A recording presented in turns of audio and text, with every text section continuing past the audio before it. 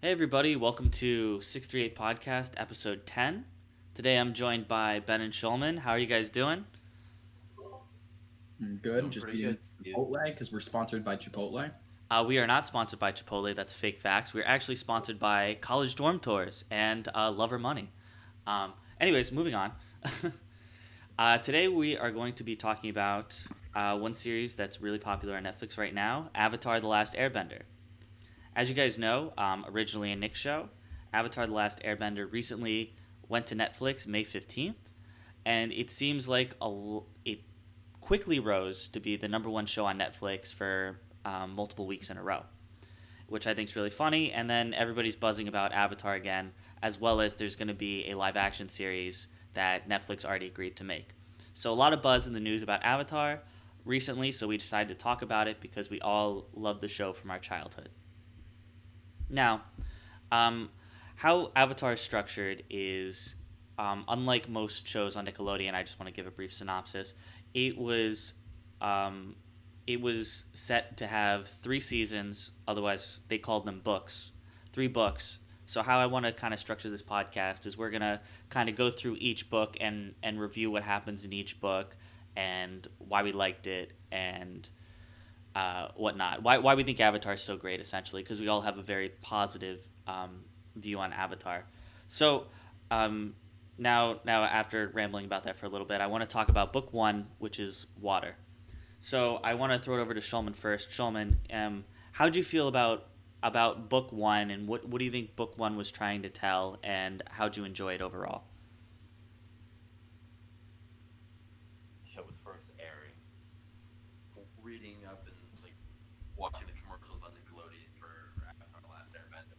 I remember watching the first episode as it was airing and being very confused by when they were finally rescuing Aang and they meet him and they meet Appa. I thought he called Appa Papa, and I thought that Appa was his dad. I was very confused how the giant sky bison gave birth to a person, but I think that it was something really different for the time. It was really cool because it showed all the commercials about the show and how all the bending was based on actual martial arts, and it was really cool to show you how to do these different moves and stuff and what it was based off of, and it was really different than everything else at the time. Right, definitely. I want to throw it over to Ben. I'll give you more time on the topic. I want to throw it over to Ben a little bit. How'd you feel about book one and what it kind of set up? Um, First of all, I want to get this out of the way.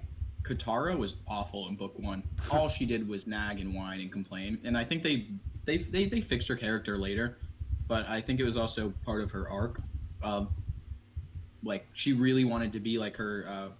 Was it her mother and grandmother, mother or grandmother? I can't remember. It was both because her grandmother was there, and then I know what happened to her mother. So on like I just think like while it wasn't the best season, I think it really did set up for a lot, and it was taken more seriously than a lot of other shows at the time. I think it was one of the only Nick shows that like even though it was somewhat episodic, had like a serious underlying plot and like a goal in mind that they set out to accomplish. Um, and I think that's what really popularized it. Yeah, yeah, definitely. Speaking on that little bit about the episodic versus like series or continuous series kind of deal.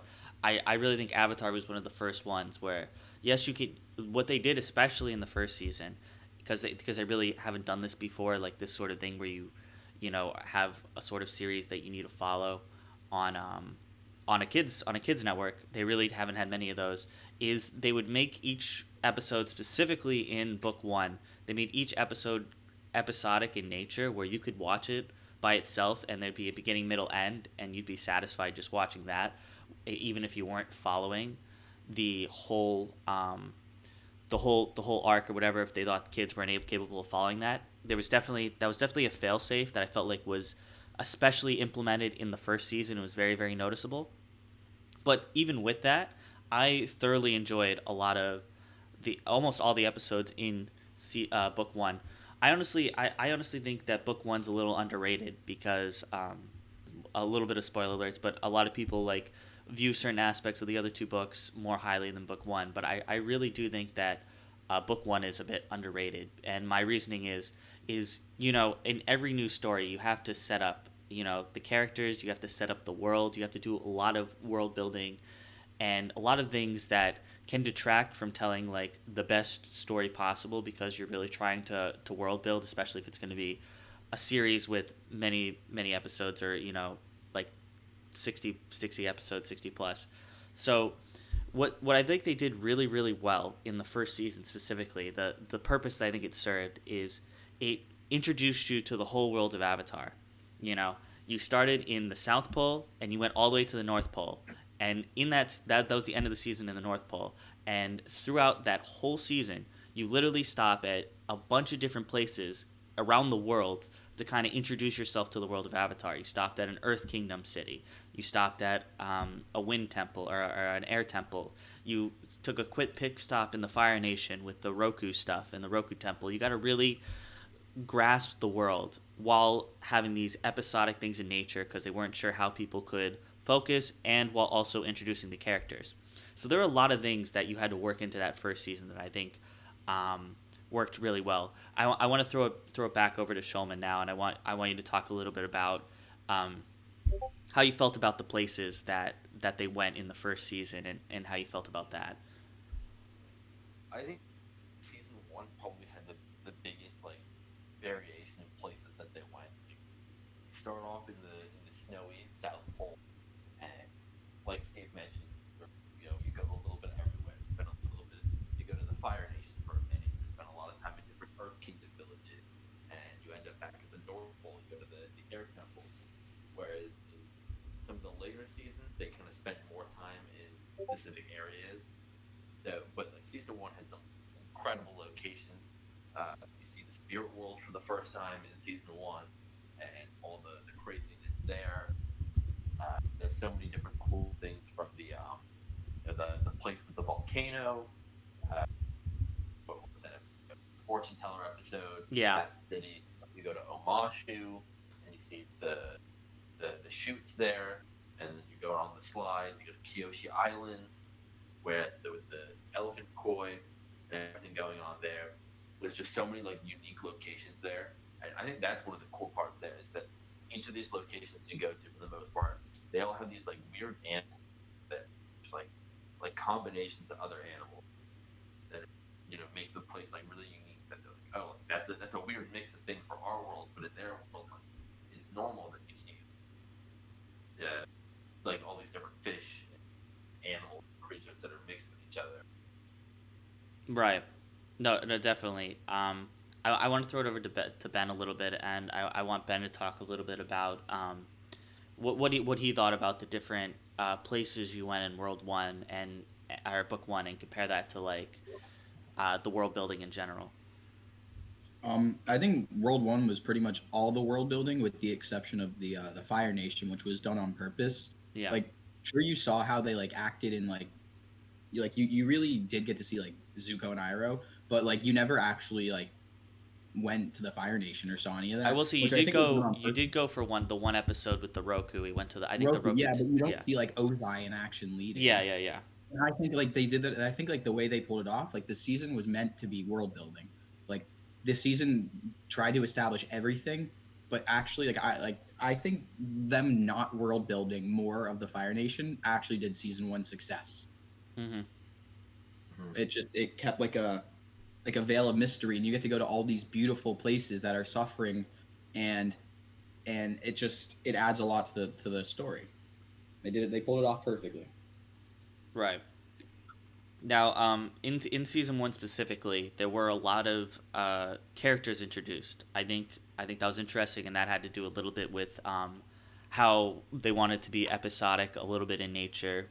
Some of the episodes. So the best way to do that is to introduce a new character, have them solve a problem with them, and then they go their separate ways. That was a lot. That was very formulaic for a lot of the episodes in season one. Even though I think they were all unique and special in their own way, I definitely picked up on that pattern. Now there were a lot of lovable side characters, and specifically in book one, and how these side characters acted specifically in book one. I want to ask both of you. Start with Shulman. Who was your favorite side character introduced in book one, and and just their arc in book one, and why do you like them so much? I'll start with Shulman. I think that there are a lot of really good characters, and there are a few that are like coming to my mind as who my favorite would be. But I think that the probably my all time like favorite side character, the first one, is King Boomy because his story is just so he's this crazy guy. He's captured, and for the most part, we've only seen the Fire Nation be the bad guys, and then here comes this crazy old man. He's captured the Avatar's friends, making him do all these trials and stuff, and you're like, what is his deal? And then when it all comes together at the end, you find out like who he really is, and his name and his connection with Aang from the past.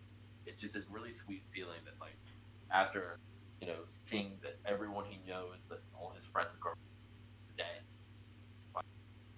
there's still someone alive, remembers him from that time and loves him and is there to support him.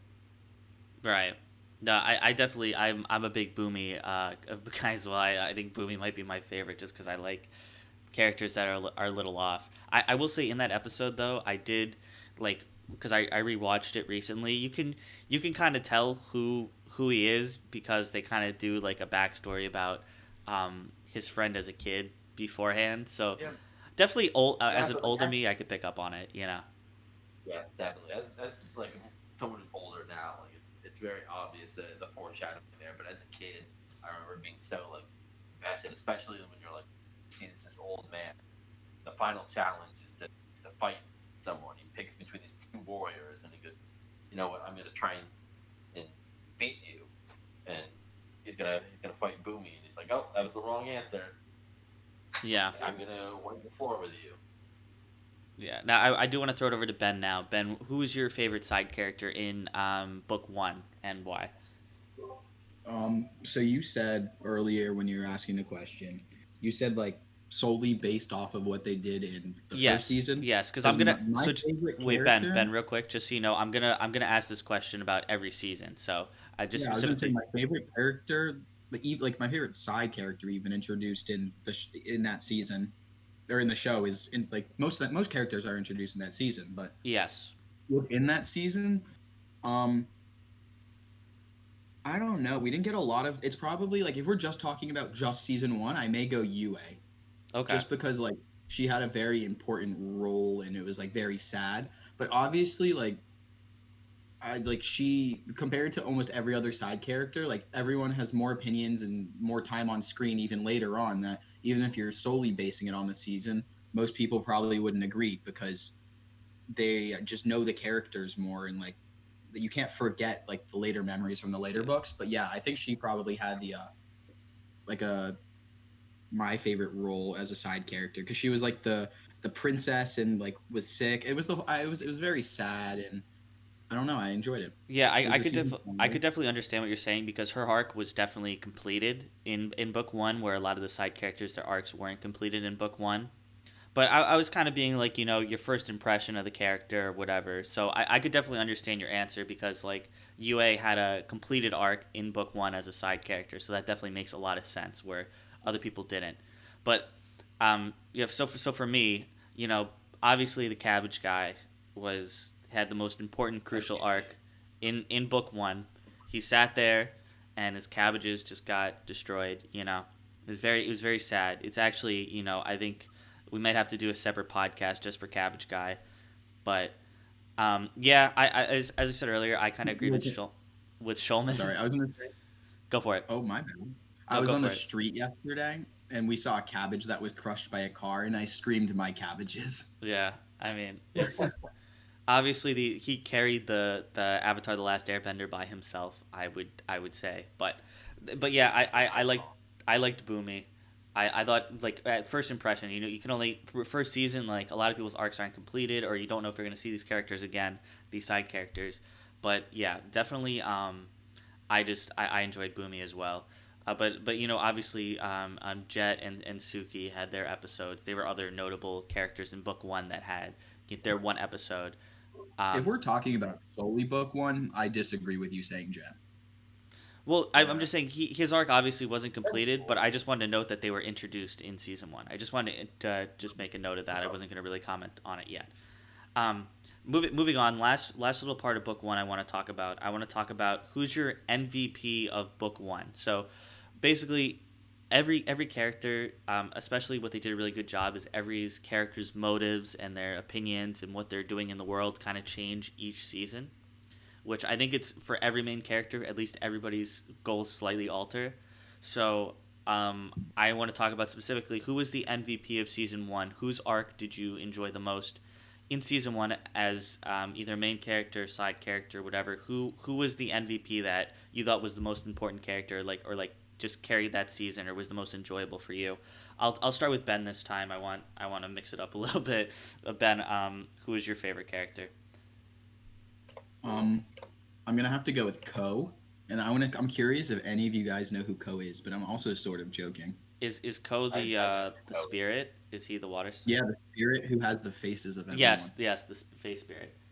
Oh, I was so terrified of that as a child. Yes. No, he was He had a scary. completed arc. Actually, no, his arc wasn't completed. He was in I don't want to say it. He was He in was in more Korra. episodes. Uh, No, he was uh, in a Sozin's Common episode. oh yeah, he was. Yeah. Um, Probably if again, I'm gonna go with Yue though. If we're talking about like completed arcs and like story wise, like no one else had a finished story. Literally, everyone pretty much failed at their goal except for her. Well, okay, so I don't want to say side characters. Out of the main characters, let me rephrase this. Out of the main characters, like who did you enjoy watching the most in season one? You know what I'm saying? Like it's not about their Um, arc being complete.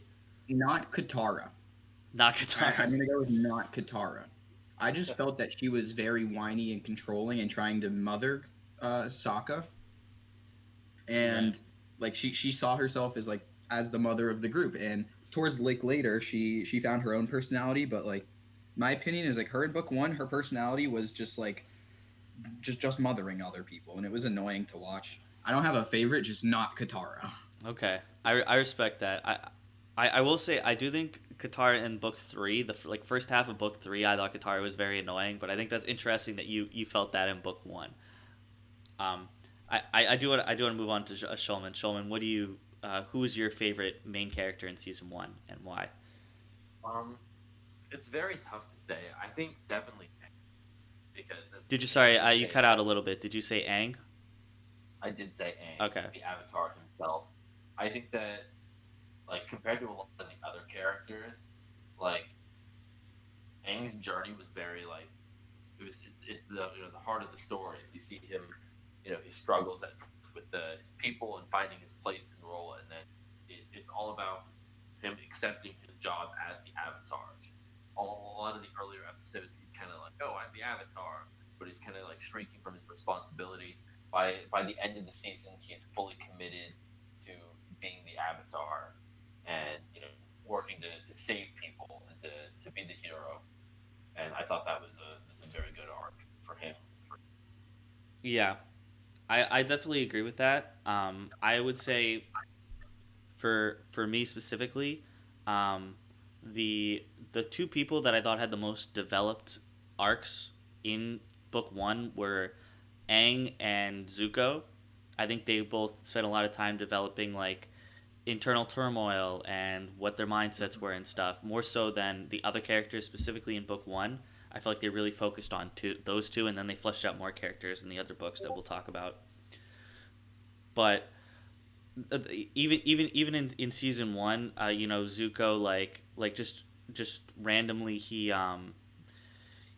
wanted to rescue the Avatar because he wanted to redeem himself, and he didn't want anybody else to. And Aang kind of had that hint, like would we be friends in a different, you know, in a different timeline. And I think it was interesting seeing Zuko in season one. He's definitely the most different in season one than the other seasons, but he was, I guess, the most one dimensional. But I guess he obviously had a clear goal. He was clearly the villain of the season, but there were little hints of what to come in season one. It was little hints. Honestly, Yeah, well, yeah, I would say that while he is probably one of the main villains of the season, I wouldn't really call him the main villain.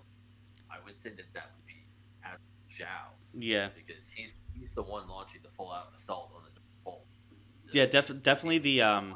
definitely, yeah, definitely the second half of the season, or the last, was at 5 or 6 episodes. It definitely switched over to Admiral Zhao, right, at that point in time. But definitely in the Yeah. first like 10, 11 episodes, it was mainly Zuko every episode, and you get It was mainly Zuko, but at the same time, they were also kind of like you can look at them more as like rivals. yes, yes, I Right? agree. Like they're both kind of better to the whereas like if you would equate this to like a Pokemon game or something like that, like Zuko is the rival, but the the champion or the evil team's like, leader, Zhao. Yeah, yeah, I definitely say that, but I definitely, for me, it was the most interesting watching Zuko and watching Aang the first season. You know, I Yeah, Zuko's like the Calvin in Pokemon. the Calvin. Okay, and of course the Cabbage guy was also MVP. I do want to. We'll move right along. We'll move on to book two. I'll throw it over to Ben first. I'll let Ben speak first on book two. How'd you feel about book two overall, and why'd you feel that way? I'll give you a long time to you can talk about it. Yeah, so I was talking to Josh earlier about this, but I find it so weird that there's just one episode missing from the entire series every time I watch through it, and it's in book two. I I don't know why. I don't I there's just a missing episode. I don't know what number it is, but all I remember is it skips one, and it's that really sad one that I can never watch. Yeah, but actually, yeah, I actually have not watched Appa's Lost Days since I was a little kid, like since the first time seeing it. And every time I rewatch the show, I skip over it because of how sad it makes me. Um, I think book Very two is sad. honestly the best book. I think that like book three did a good job concluding the story. Book one did a good job on world building, but book two is when you just see the characters as they are in that world, and you see how like their experiences get like what their lives are and what they have to deal with, and like the introduction of Toph. Like she was a fantastic character. She was a fan favorite. Um, and the Tales of Ba Sing Se, who can forget? So yeah, Hmm. overall, I think it's the best book, except for Appa's Lost Days. Yeah, how'd you feel about the book two Shulman, and why'd you feel that way? I think book two is a really good place for like they got very creative with a lot of what they did in book two. You have like episodes like Abba's Lost Day, Tales of Bossing Say, where that are very different than like the normal style. And then you've got like they definitely were allowed like a second season definitely gave them a lot more room to get creative with how they told stories and what they did. They introduced a ton of new characters who are all like super important. They introduced Azula in this. Well, technically, she shows up for like a split second at the very end of the of season one, like an end teaser. But you know, this is where Azula really gets to show you like if you thought Zuko was bad guy and like you thought he was a powerful firebender, and like you haven't seen firebending, please. And then you've got May and Ty Lee who can't bend themselves, but they show you just how strong like non-benders can be. That they're just as powerful. I think that season two, I there's a little part of me that doesn't want to say it's the best season. I'm not really sure why. I think that I always have a soft spot for season two just because of how great the ending is. But I think season two is definitely the most consistent season Hmm. where like everything is like up to like super high quality and there's a ton of great episodes in season two. I don't think there's any of them that are on the lower end of episodes. Yeah, I definitely agree with that. I think something they did really well in season two, which you couldn't have done in season one, is that they brought back characters that you thought were going to be one-off characters, and they did that very frequently, including like inside the season as well as people in from book one to book two. Like you had Jet come back, you had Suki come back. You know, you had that one pregnant lady like in like three different episodes, meeting all the different characters. I thought that was really interesting, and they all had a little arc with her. You know, I thought that was very very interesting, and I agree. I think book two is very very consistent. Had a lot of great episodes. I don't think it reached like the high of climaxes as either book three and honestly book one had a really good ending too. It didn't reach like a super high peak, but it was so like the quality was so consistent and so good. I think that's why people regard it as um, the best season or the best season. I do want to ask you guys specifically, what do you think of Bossing, say, as a city and as like specifically? I think it was the last 7 or so episodes we're in Bossing. Say, how'd you feel about that city and how they developed it? I'll start with Shulman. Boxing Say is like, city with all the walls and the different districts, and they really like go in depth about how like different that the capital of the Earth Kingdom is compared to the rest. The Earth Kingdom's a very big place. Like all the little villages and different cities that we go to throughout the show are all very different from each other. And then you have Bossing Say, which is it's massive. And then there's so many different like plots going on within Bossing Say that like the city's so big that all these characters who know each other interact with each other and like don't see each other for a long portion of the series. You know, like no, no it takes like a couple episodes for Rizuko to find out that like the Avatar do, and then they run into Jet. Jet, when have you been here? He's like, I've been here for like 2 months now. Like there's so much going on, and on top of the Dai Li, who are yeah, they've got their big conspiracy theory going on there, and there's just so much to the city that it's really cool. Mm-hmm. I want to throw it over to Ben now. Ben, how'd you feel about everything that happened in I'll kind of throw you the same question. How do you feel about everything that happened in Bossing, say? Um, I think Shulman nailed a lot of the points that I agree with. But something I want to add is that, and something I personally very much liked about Bossing Say was they portrayed it as such a peaceful and safe place. But then actually getting to experience it and like see these characters there, you learn how corrupt and how like it's not perfect and how it's not a perfect world. And I think that they like really showed that like perfectly. And I think that helped to like make the plot line even better. Um, like the Daily, like you mentioned earlier. Yeah, Um, Something that's unrelated, but I just want to mention really quickly because it probably won't be mentioned, is that I love the episode Zuko Alone, which that's a very is good one. during that book, and it's like the first time you really get to see like Zuko break from the mold of being like a prince and getting to see him on a different level. And I think that like that was one of the best episodes that foreshadowed his arc and probably his best episode. Yeah, That entire episode, it's the only episode in the entire show where Aang, Sokka, and Katara don't show up. really. Yeah, that's interesting. I do want to go back a little bit to the Bossing Say topic real quick, and then we'll go into dig deeper into the character arcs in book two because there are a lot of really good characters that show up and different ways it hits each character. Specifically, how I felt about the Bossing Say stuff, I thought it was really important because first off, a lot of people make the comparison, be like Avatar is has a lot of similar themes to Star Wars in a lot of sense. There's an evil empire trying to invade everybody, and like the rest of the people that are trying to fight them, you know. But the one big variation, besides obviously one takes place in space and whatever, but the one big variation thematically that they did in season two is they Star Wars is very black and white. These guys, especially the original trilogy, these guys are bad. We're good. Good beats bad. Where in season two of Avatar, you kind of blurred the lines, be like, oh, like I thought we're good, and these people are bad. But actually, even in the good guys, there's some bad people that are doing some bad things, like the Dai Li. Obviously, you had Jet in season one and what he was doing, but even on a grander scale, you really didn't. No one really pierced. Oh, like the Earth Kingdom guys are that bad. But in season two, you got to see a lot of like thugs and a lot of, you know, oh the Earth Kingdom guys can be just as unreasonable. And there's no, I think it really spoke to war in general. And there's no real like winners in war, and there is no like clear cut. We're the good guys. You're the bad guys. Like there are good and bad people on both sides.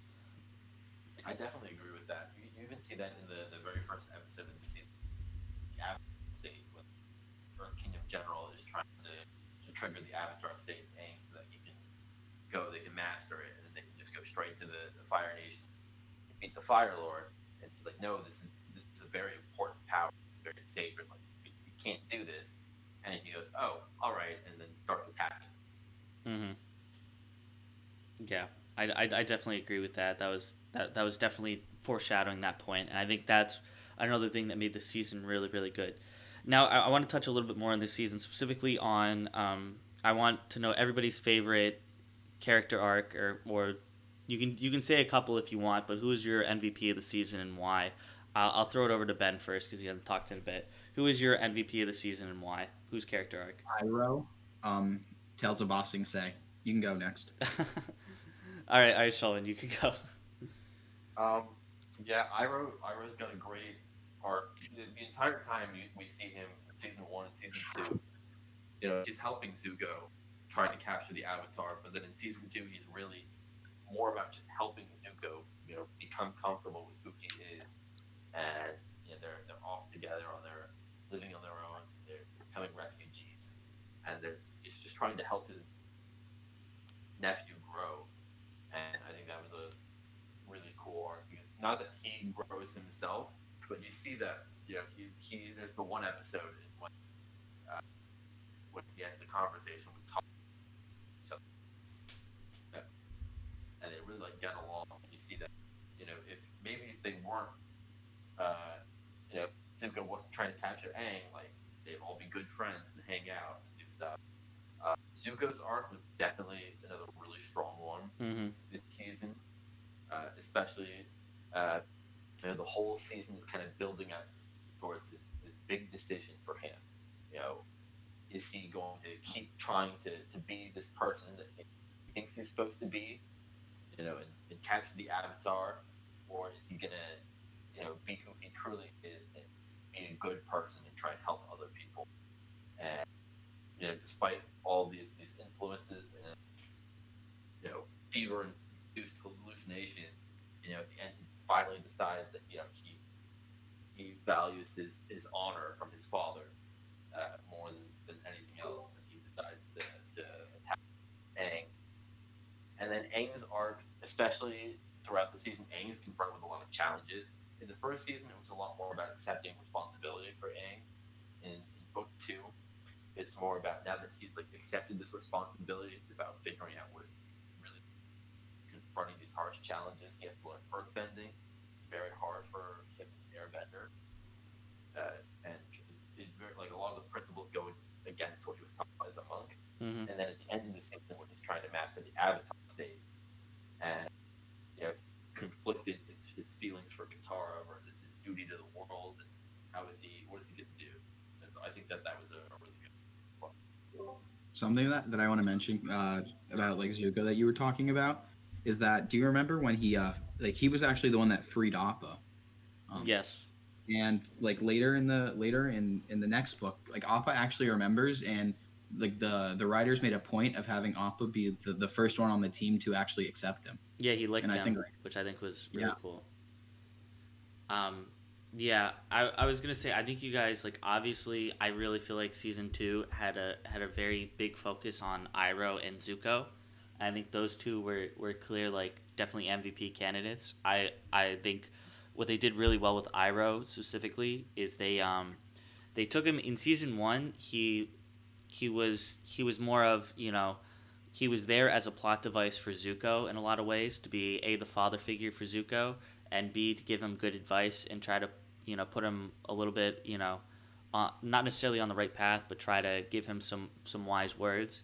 But in season two they really they developed Iroh more. He's more than just giving one liners. He's showing as well as saying he's showing how he would live. He's showing how you can live a humble and happy life, and he's really trying to not only influence Zuko, but he's also being a good person.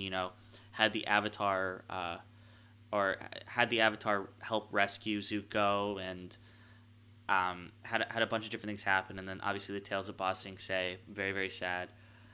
And I will say I have also a sleeper MVP of the season that I think is kind of funny.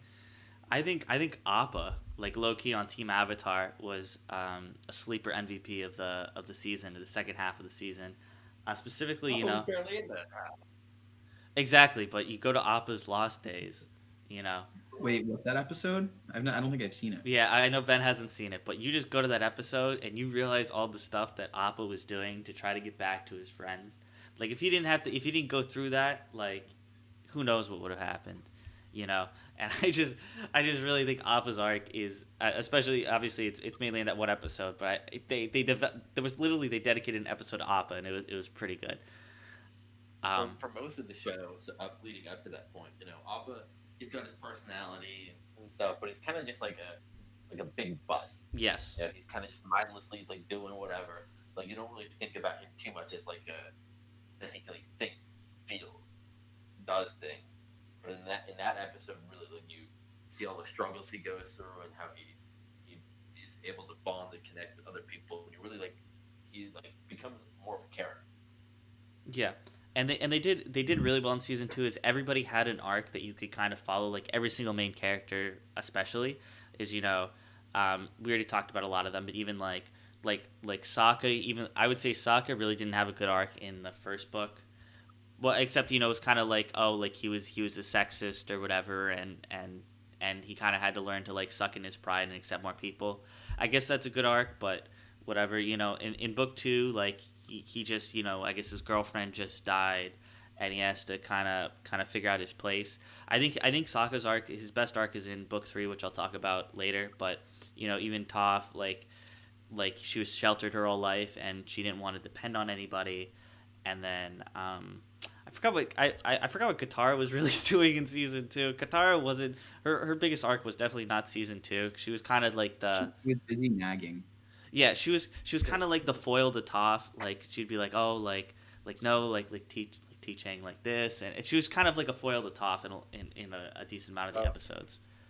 Yeah, go ahead, A Shulman. big thing for Katara this season, uh, and I'm trying to, is a lot more. She's kind of does a lot of the same to the end when her relationship that she starts to build with Zuko when they're both locked in the Crystal Catacomb.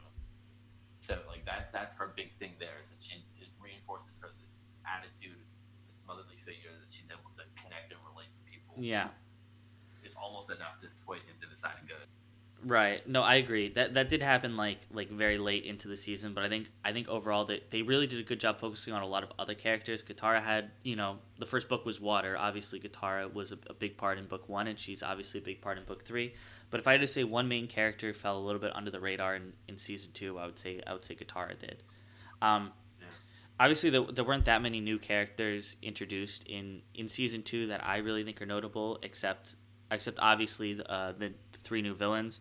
I want to talk a little bit about Azula in book two and how he differed from Zuko and Admiral Zhao. I'll start with Shulman. Shulman, how do you think um, Azula Azula was as a villain in comparison to the previous ones? Azula's a fantastic villain and a fantastic way to show like escalation of these issues. When Zhao is there, he's supposed to be high ranking military. He has this whole army, and they can't take down the Avatar. They lose the battle in the North Pole. And he's a grown man doing this, and they go, okay, this doesn't work. Send in the big gun, and they send in Azula to come in with her own little task force. She builds a team, and three little 14-year-old girls single-handedly. Wait, just real quick. Can we talk about that for a second? Like, these people do not look 14. Like, none of them look 14. Like not just the villains, but everyone that's supposed to be 14. Get out of here. They're not 14. But go ahead. I digress. Azula's 13 or 14, yeah, but she's supposed to be like 13, 14, and pretty. But these little girls take down an entire nation on their own, single-handedly infiltrate the government and start a coup, and they have a mini coup within that coup, and it shows the entire time you can never underestimate her. She's always 3 steps ahead of you, unpredictable, a genius when it comes to combat. There's so much going on with her that she was the one of the best parts of the season. Yeah, I definitely agree. I want to throw it over to Ben. How'd you feel about Azula, and how'd you also feel about any other side character arcs that you want to mention specifically in book two? Um, so Azula, I think that something that they did, that like doesn't work on a lot of shows is that they like made a one-dimensional character, but they like tried like she like Azula wants to be one-dimensional. Like they sort of like not as much in this book, but they really do like hone in on that. Like I can't name like another like more one-dimensional person. Like sure she has more personality and like later plot in the third book and then the comics after, but name like another one-dimensional villain except for like Palpatine, Well, I here's guess. who I'll That, like, here's who has I'll been like compare it to. I compare it to a lot to the Joker in a sense, where you're just like, damn, you're crazy, and that's like your arc is damn, you're crazy, you know. I said Palpatine because of lightning. Yeah, that's fair. But Well, yeah, I think well, a lot of people like to follow like villains where you're just like, yeah, they're crazy. Like they don't need to have an arc because it's like I don't know what they're gonna do because they're so crazy, you know. But honestly, I yeah, don't think Azula's that crazy in this season. I think it's more she's smart, she's calculated. yeah, You know, everything she's doing has been like she's not like the Joker. A lot of like it depends on how you see him, like what who's writing him. A lot of the time, sometimes he's just crazy and doing things just for the sake of doing them, and other times he's crazy because he's got these like very like calculated plans to do chaos. But Azula's just she's very efficient in what she does, and that's what makes her scary. Is that hmm, you know that she's always going to pull the right move to throw you off your game. yeah. I definitely agree with that. And I definitely think they escalated as they definitely escalated the level of terror.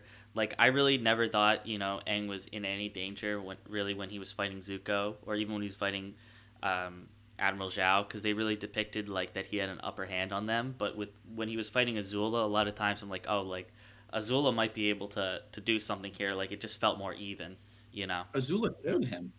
Yeah, Azula kills him. Yeah. well, in the end, but Aang obviously dies. it built up to that. Like they had many But I'm battles saying in before the that. book he died. Yes, Yeah, but yes, still, in their first confrontation, she almost kills Iroh. yeah, You know, she's got them on the run that entire time, where they're all exhausted and sleep deprived, and they're very close to like if Aang didn't get the backup in time, or one one less person was there, like they all very much could have died because she was that deadly. yeah. I definitely agree. I do want to ask Ben, or if you wanted to talk about Jet's arc in this, in book two specifically, if you want to talk a little bit about that before we move on to book three. Yeah, so we were talking about Jet in book one, and I think yeah, it was you, Steve, that said like you were like talking about his arc. I would argue that like he has an awful arc in book one. He's just portrayed as like an awful person, even though like sure he's doing stuff for like good. He's really just like pretty much raising hell, and I think that book two sort of like made him it did like finish off his arc, both physically and literally. But like they humanized him. They showed him. He like learned about like other qualities, and there was more to him at that point. And like he was obviously like interested in Katara, and I feel like him giving up his life for the greater purpose like really showed him like really like showed everybody that like he was a great person at heart. While like which like really was not portrayed in the first book, because even though he was doing good things, like he also wasn't at the same time by breaking the law and doing that. Mm-hmm. It's also like the Jet Jet sacrifice, or which it isn't even really a sacrifice in a way. Like he straight up murdered. It's the first time where there's I can think where there's someone who dies in like the side of good. Like Yue sacrifices herself. Uh, Shao gets smothered by the sea spirit, but you know, for the first time ever, really, someone is like good who is trying to do good gets killed by the bad guy. Huge kid show like this. Right. And then even following that, like Aang dies, Iroh almost dies. It's just like there was definitely a level of like things could go down in this season. Yeah, you Um, never know what was gonna. yes, yes. Moving on a little bit, I want to now finally talk about book three. So I have a couple. I just want to give my 5 cents real quick. I have a couple mixed feelings about book three, because I thought so. How like really book two kind of left you on a little bit of a cliffhanger, like not necessarily a cliffhanger, but it's like oh like the the the Fire Lord got a clear victory. Like what's gonna happen with the heroes? It was definitely an Empire Strikes Back moment, and they kind of the first half of the third season they they had the main characters Team Avatar go into the Fire Nation and kind of blend in with them and kind of learn about their culture and stuff, which I thought was really really cool. But like all these stakes were set now. Aang's got to learn firebending. Like the comet's coming or whatever, the eclipse is coming. Like they need to figure things out, and it kind of like went real. It kind of went. It didn't seem like there was that much urgency, up until the eclipse happened and stuff. But then after the eclipse on, I think it got really really good, except for the one filler episode, which is okay. But I'll throw it over to Shulman. How'd you feel about book three? Is the filler episode the play? Yes, the filler episode's the play. Unless, yeah. Yeah, that's what I thought you were talking about. That's when they're on vacation at Azula's like No, no, beach no. That was a place. different. That was a different episode. Different. Yeah, Okay. yeah. That was Emperor Island. But go ahead, Shulman. Um, trying to season three definitely it definitely opens up on a strong point, seeing that Aang kind of being the disgraced one and hiding, Zuko being the popular one who's come home and everyone's adores him. They definitely like flip flop roles, and it was really interesting to see. Um, what else?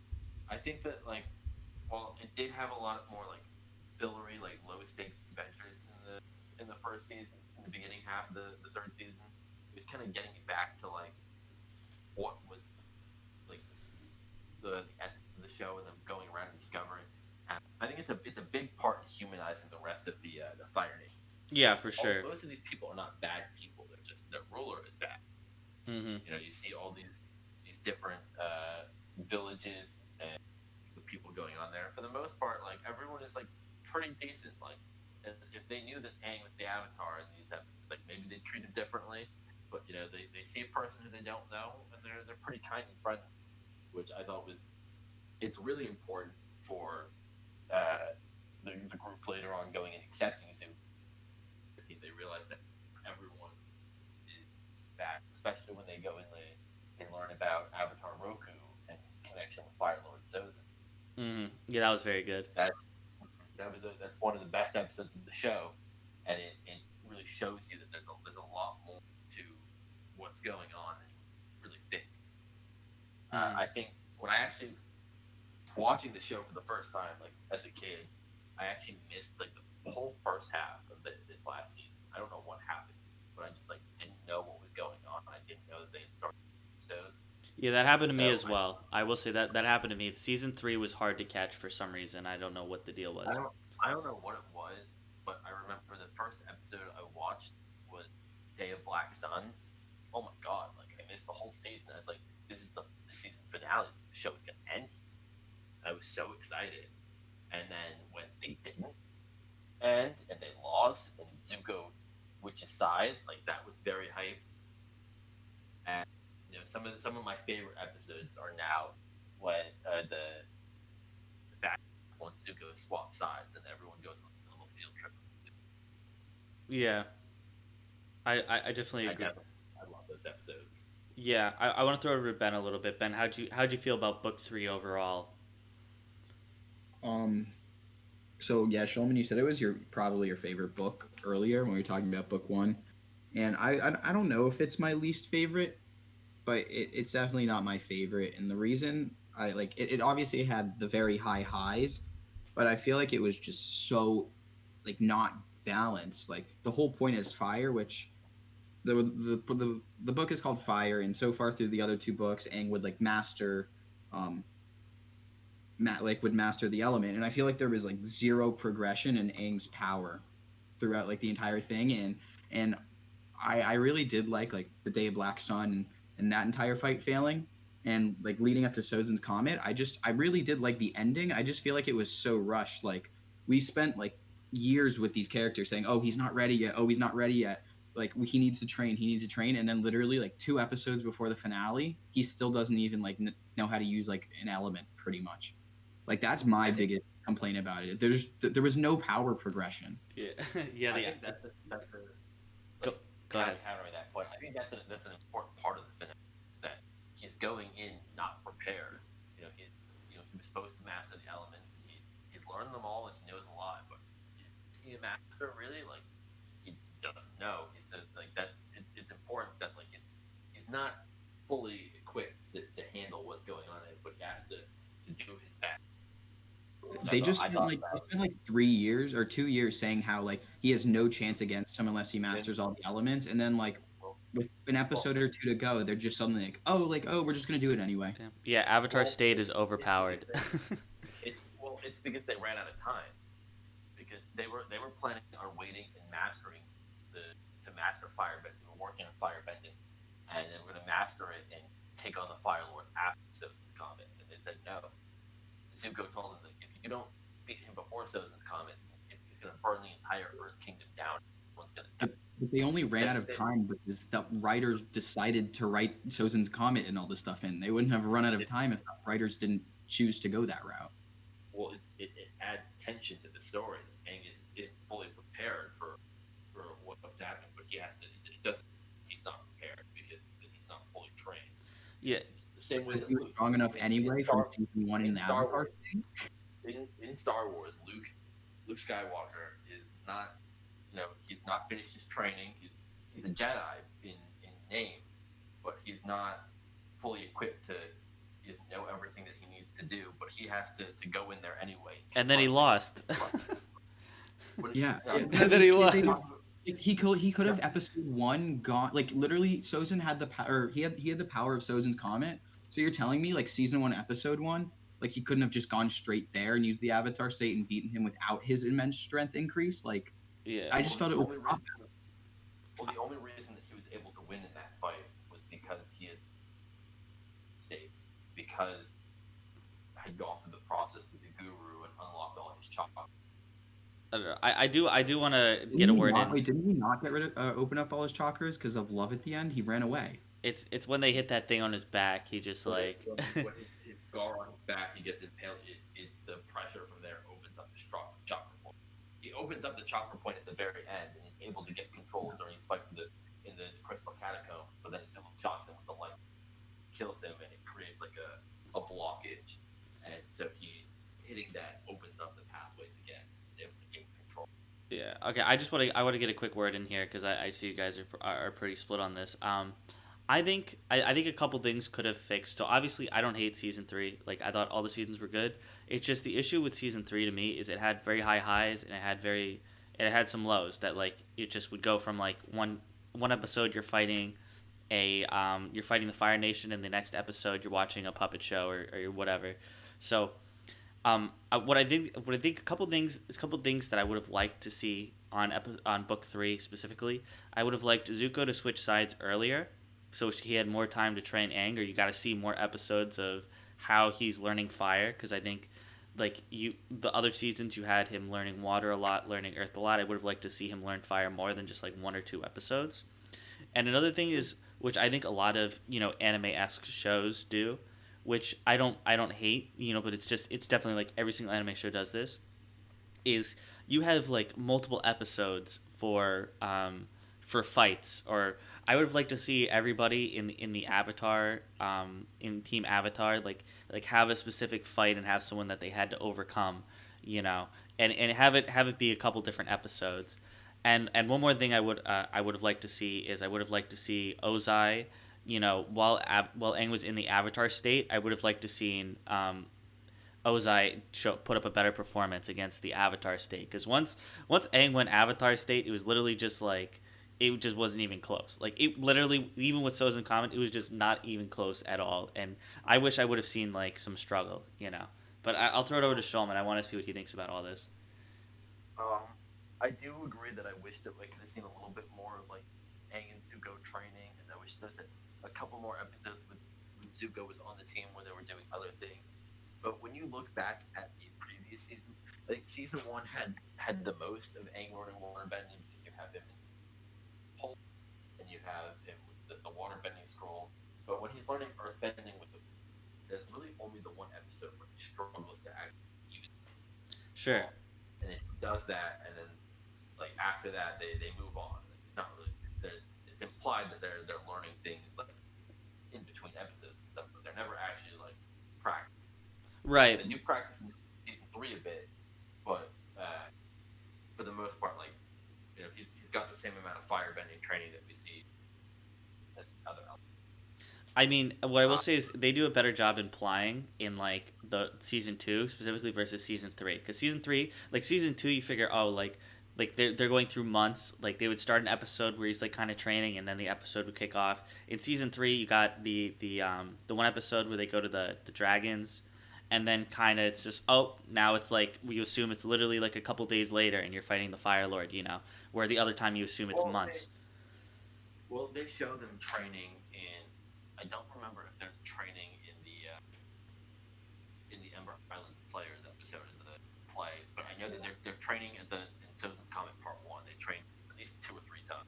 They trained in the episode with the explodey eye guy. They're training in that one.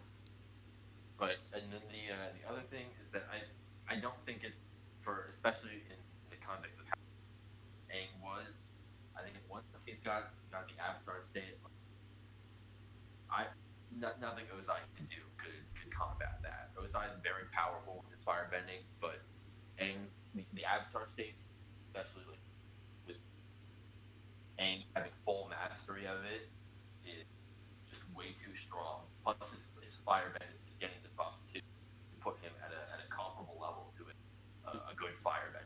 Yeah, no, I I agree, think but I I think think just the last thing I was just saying the only issue with that is like all right, like literally as he kind of said in book two, like why does he have to master all the elements? Why does he just if his life's in danger, he's just gonna pop the Avatar state and that's it. but it's he can't he's only he waterbends a little bit in the first episode, the second episode of the Avatar state before he's learned anything. But he can't access the knowledge for things that he couldn't do if he doesn't know how to firebend to earthbend. Popping into the Avatar state, he's not going to be able to do anything Right. complex, power.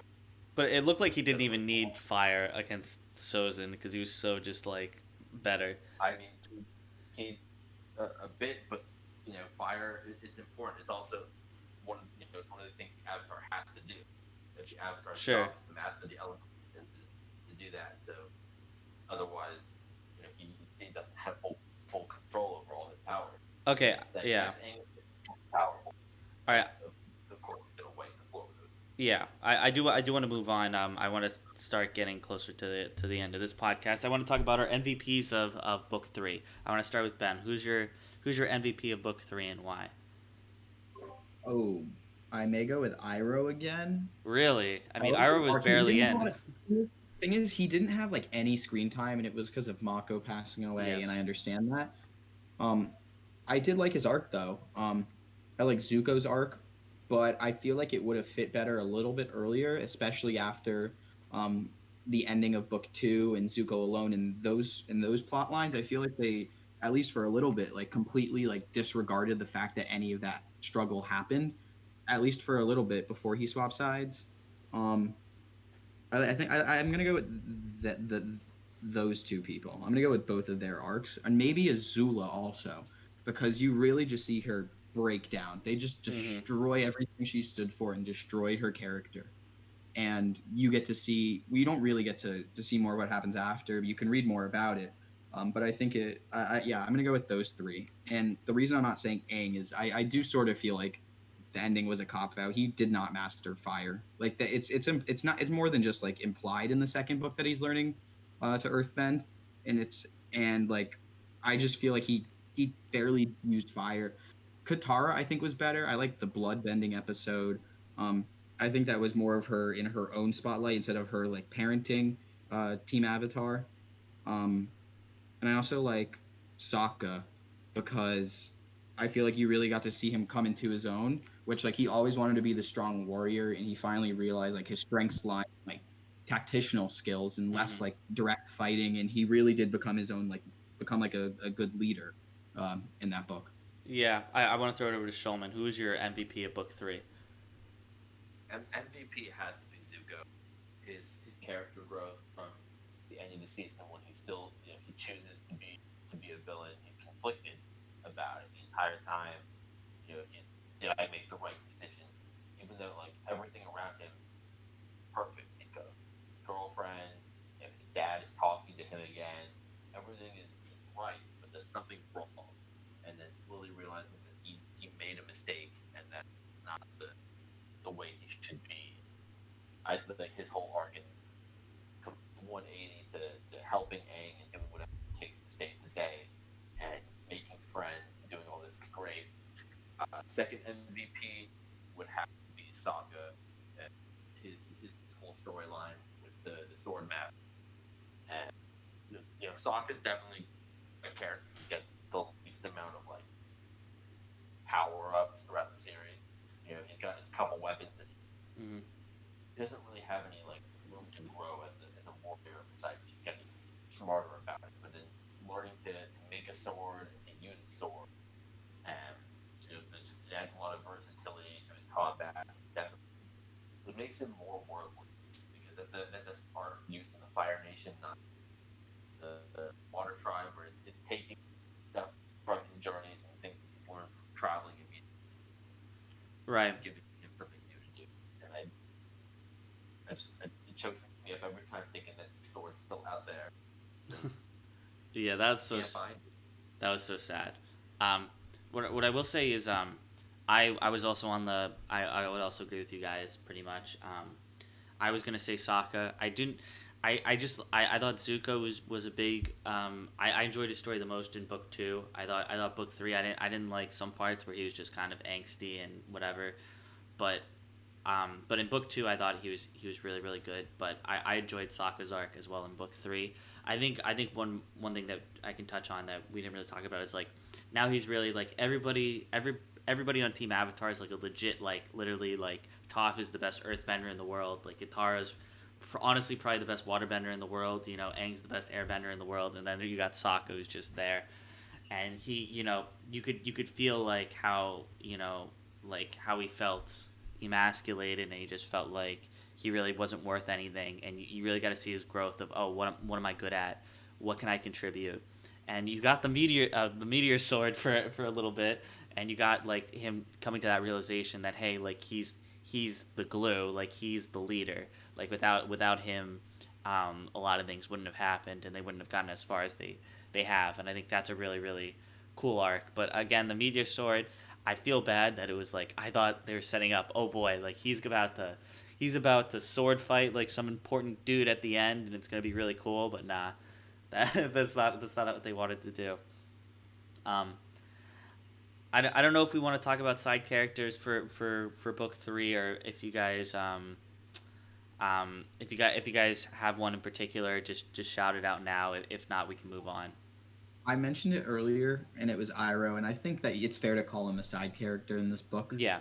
And I, it's because of Mako passing away that they had to reduce his role.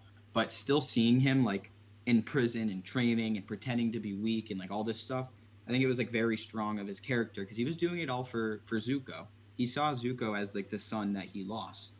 Um, and I don't feel like anyone else really had like such a drive or determination. Like out of the side characters that are less important characters in the book per se, to have such like a like to just have such like a motive and drive to like push forward through everything and like against his brother, against his nation, and all of that.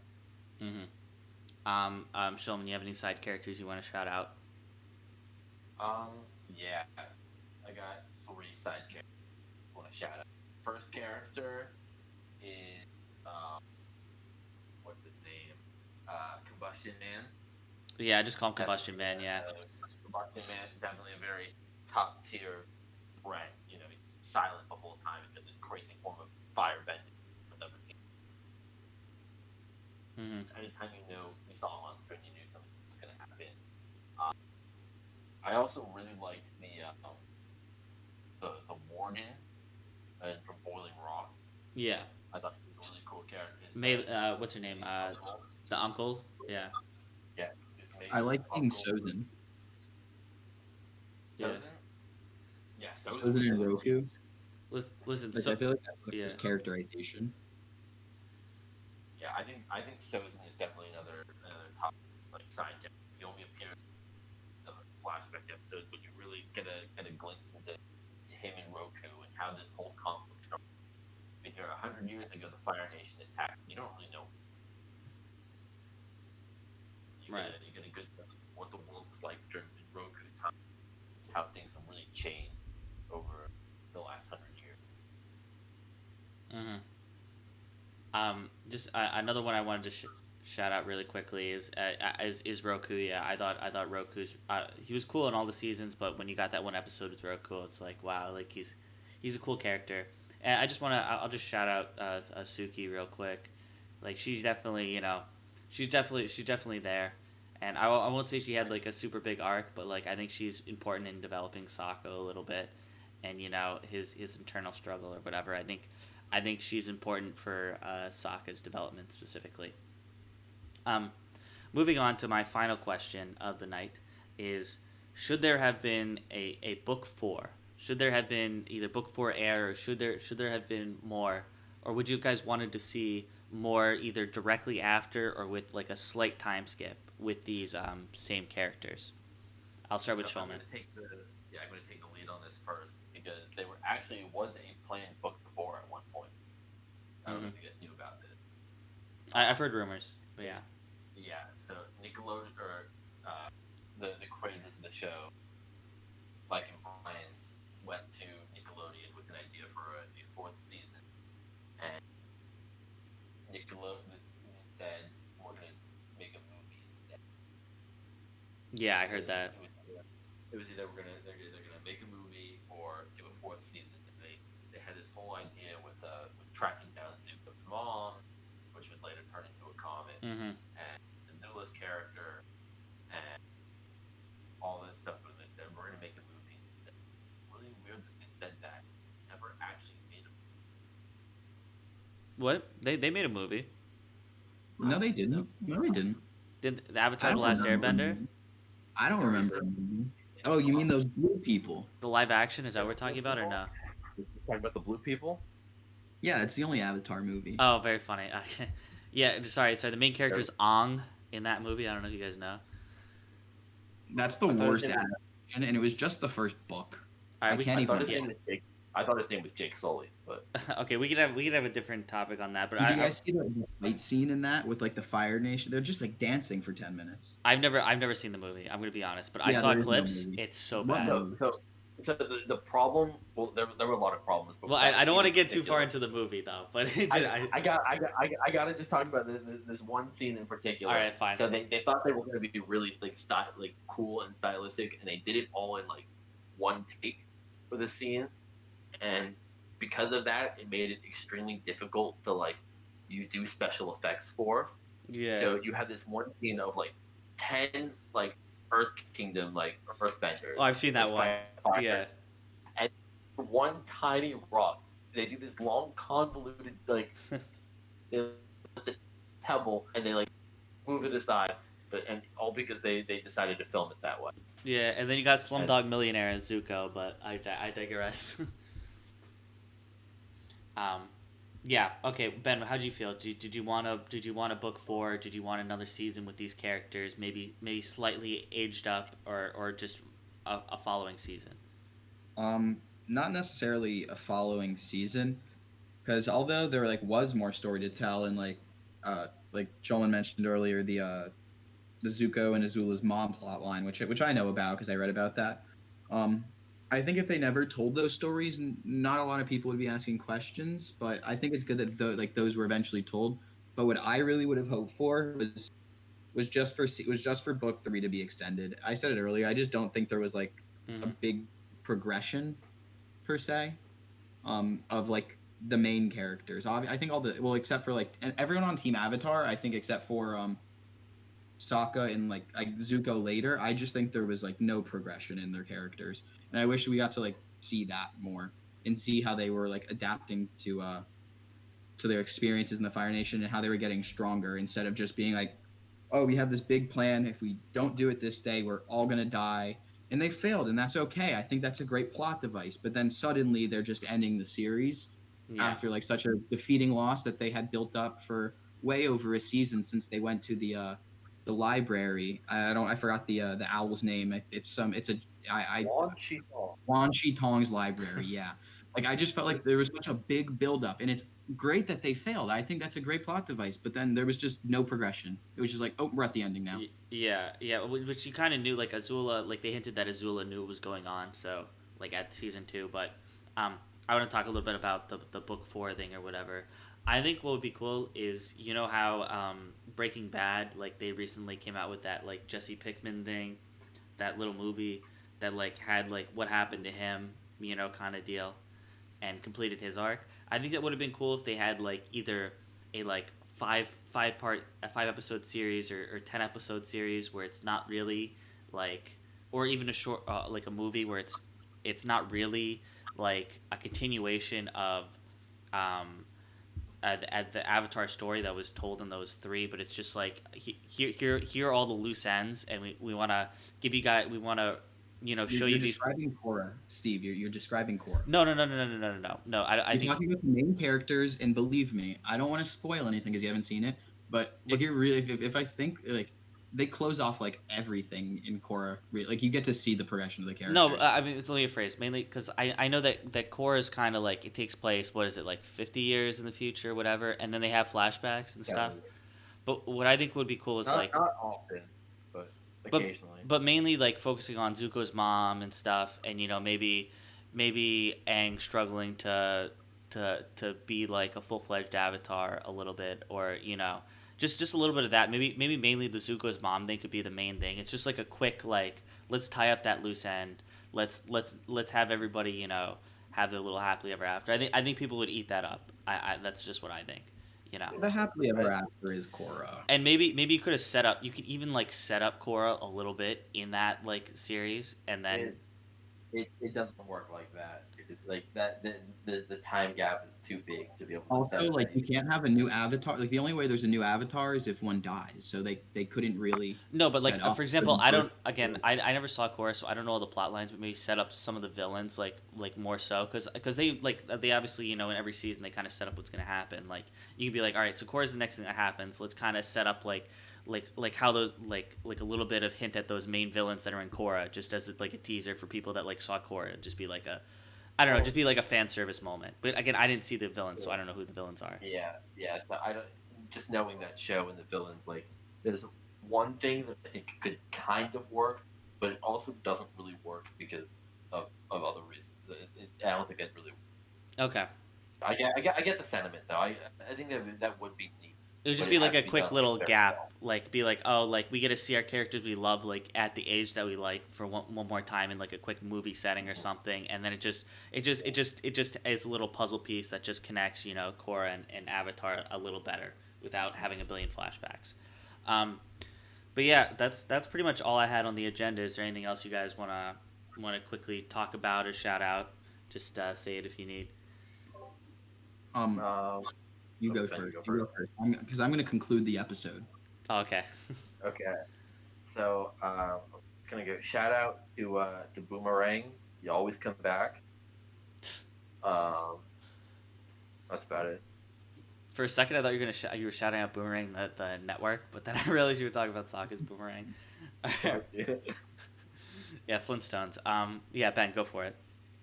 Um, Thank you guys for tuning in. Shout out Chipotle. Use code Lover Money for $5 actually added on to your order. All right. It all go to us though. Um, and shout out to Boomerang because if you saw Looney Tunes just came back today. If any of you guys have been keeping up with the news.